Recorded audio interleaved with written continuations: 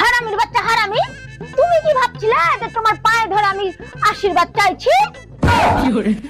সব সময় শুধু ঘুমিয়ে থাকা ঘুমিয়ে থাকা ঘুমিয়ে থাকা, কোনো কাজ টাজ নেই।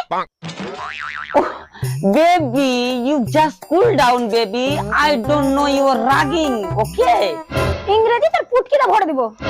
Listen, আমার বাংলা কমজোর আছে রানী, কিন্তু আমার ফার্স্ট ল্যাঙ্গুয়েজ হলো English. You motherfucker is fuck ফাকা ফাক।